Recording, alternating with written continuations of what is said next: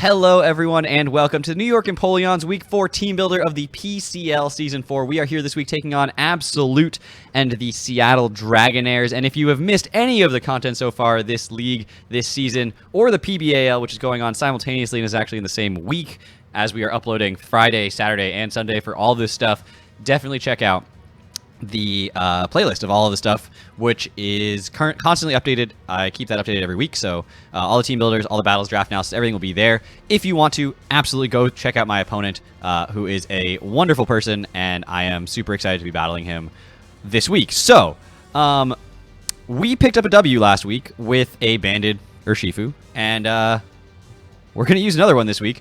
But before that, let's talk about his team real quick. His team is GMax, Inteleon, Galvantula, Darmanitan, Excadrill, Gardevoir, Drifblim, Scrafty, Karkle, Piloswine, Hippowdon, and Galarian Slowbro. So, a couple things that I noticed right off the bat, and again, I'd always talk about this kind of stuff because I think it's good for my opponents to hear if they do watch these team builders and stuff. Pretty big dark weakness. His big resistance to dark is Scrafty, which is weak to close combat. So Choice Banded Urshifu made so much sense here. I mean, U-turn is free, even against the Scrafty and stuff like that. Wicked Blow does so much damage. It crits, so it doesn't matter if I have an attack drop from Intimidate, and Close Combat just kills things, and that depends on, what situation we're in. But Wicked Blow is just stupid. That's it.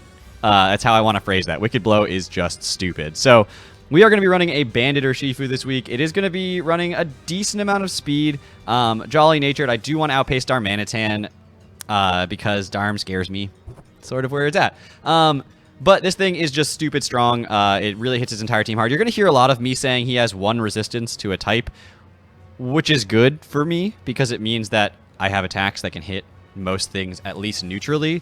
And so I just want to go through that real quick. Now the next mon, a little bit different, actually. Doesn't have a lot of Pokemon that are not weak to or not resistant to its types. Actually has a bunch of Pokemon resistant, but Swords Dance, Scizor does so much good for me in the late game. It takes a hit from Excadrill, does so much with a Bug Bite. I am running Metal Coat for that Bullet Punch to be powered up just a little bit further.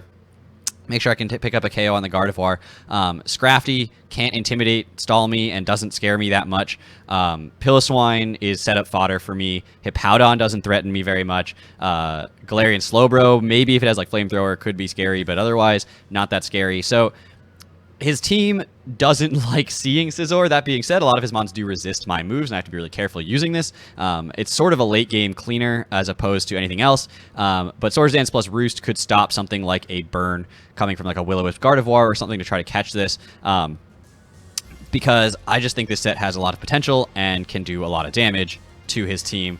Bug Bite is just super free. It's not as spammable, but again, I want this to come in when this team is chipped down already, not at the beginning of the game. Next up is a mon that I want to use at the beginning of the game, actually, and sort of into the mid-game, is the Trevenant, which is max stack Adamant and does so much damage. Oh my god. Poltergeist against his team is amazing. Now, this thing just hits so stupidly hard. Again, Scrafty is something that I have to watch out for, but Seeds plus Protect can help stall out things on the turns on the Scrafty if needed. Woodhammer does a decent amount of damage, even intimidated to a Scrafty, so that's definitely really spammable. And again, his Hippowdon is setup fodder for this. His Piloswine doesn't really threaten me. Icicle Crash doesn't do that much damage. Excadrill doesn't OHKO me unless it's got a Swords Dance up or something. Poltergeist gives me information about what items he's got. I mean, this thing is just so useful. The utility here is amazing. I am the Citrus Harvest set, which is also another reason Protect is really good. Protect also allows me to live attack from Inteleon to stall out one extra turn of GMax, which could be huge because GMax Inteleon, GMax Geyser, whatever it's called, GMax Snipe Shot thing, is Hydro Snipe, is so strong. It's stupidly strong. So that is definitely something I wanted to keep in mind as I was moving forward as well. Next up is my GMax. GMax Hatterene is coming this week with the Trick Room. That is pretty standard. This is a little bit of a different set, and I want to talk about it just a little bit longer than I've been talking about other things. The temptation is to run Mystical Fire for the Excadrill. Now, that means the Excadrill's temptation is to run an Occa Berry for the Mystical Fire. Grass Max Overgrowth does 90% to an Excadrill if grassy terrain's up. Also lowers the power of Earthquake. I'm Babiri Berry, so I can take an Iron Head. And it can OHKO max Inteleon if grassy terrain is already up with the Max Overgrowth. So if I can get a Trick Room off, which is easier said than done in this matchup. There's a couple of mons that I can do it against, but for the most part, it's actually not the easiest thing in the world to set up a Trick Room and stay relatively healthy. That's also why the Giga Drain and Max Overgrowth combo really helps me to stay out of range of attacks, which is actually fantastic, as he is not going to be able to necessarily deal with this. Again, there are mons that can deal with this in one hit. The Extra Drill scares me because even if he goes to the Iron Hit and I live, he could still flinch, which would mean I don't get the Trick Room off, which would be really frustrating and scary. But that said, like, the Darm can really just do a lot of work here. The Inteleon, if I have the Inteleon against me, my best play is to GMax and potentially Max Guard, depending on how many turns he's got left, because GMax Hydro Snipe will kill me in one hit if I don't GMax, which is terrifying. But I do have the Max Overgrowth for the Inteleon as well. It does like 90% if he's GMaxed, and it does 100% if he is GMaxed, and I already have clicked it against something else like the Hippowdon or Piloswine before they switch out. And I do have the Spite in case I just want to go for the Confusion, which is also an option. So this thing, I don't think it's going to sweep as much as it usually does. I'm not running the Mystical Fire. I am running Psychic specifically because the Slowbro would otherwise be way more of a problem. Resists both of my other moves. At least Psychic is neutral against it. So is Mystical Fire, but I don't feel like I want to give Darm Sun, to be honest. But Slowbro, Psychic is good against that, and that's why I decided I was going to run it. Probably not going to click it. If the Slowbro is still really healthy, this is probably not going to get full use. But that is the set we're going to be running this week. Giga Drain does a lot of work for me here.